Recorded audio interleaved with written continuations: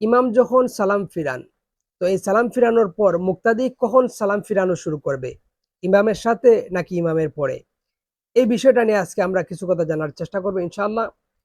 ফতোয়ায়ে তাতারখানিয়ার মধ্যে উল্লেখ করা হয়েছে, এ বিষয়ে ইমাম আবু হানিফা থেকে দুইটা মত পাওয়া যায়। নাম্বার ওয়ান, ইউসাল্লিমু মাআল ইমাম, ইমামের সাথে।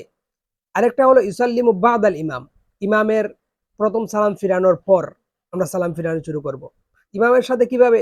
সেটা হলো ইমাম যখন আসসালামু আলাইকুম শুরু করবেন, সাথে সাথে আমরা আসসালামু আলাইকুম শুরু করব।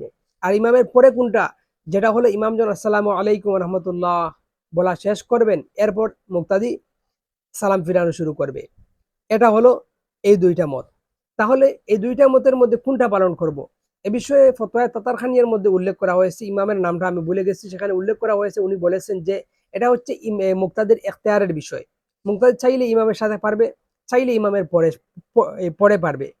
তাহলে দেখা গেল যে এটা সাথে সাথে করা যাবে, এটা ইমামের সালাম ফিরানোর প্রথম সালাম ফিরানোর পরও করা যাবে। তাহলে আমরা সাধারণ মানুষ আমরা কি করব? আমাদের জন্য উত্তম কোনটা, আমরা কোনটা পালন করব?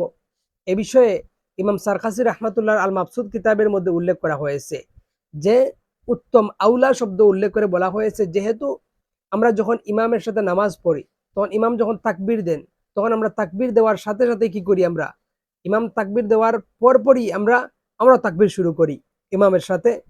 তো এই হিসেবে তিনি বলেছেন যে এভাবে নামাজের যত আফআল আছে সব আফআল গুলো ওই রকম হবে, অর্থাৎ ইমামের সাথে হবে।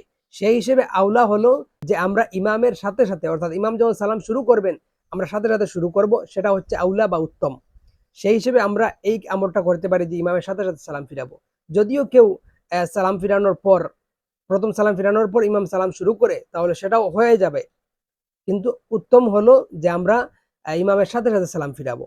তো এই বিষয়টা যেন আমরা একটু খেয়াল করি। যদিও এই বিষয়গুলো মারাত্মক বা বড় ধরনের কিছু নয়, কিন্তু এই বিষয়গুলো তো আমাদের জানা প্রয়োজন। যেহেতু আমরা মুসলমান, আমরা নামাজ পড়ছি, আমাদের নামাজের প্রতিটা বিষয় আমাদেরকে ক্লিয়ার করে জানতে হবে।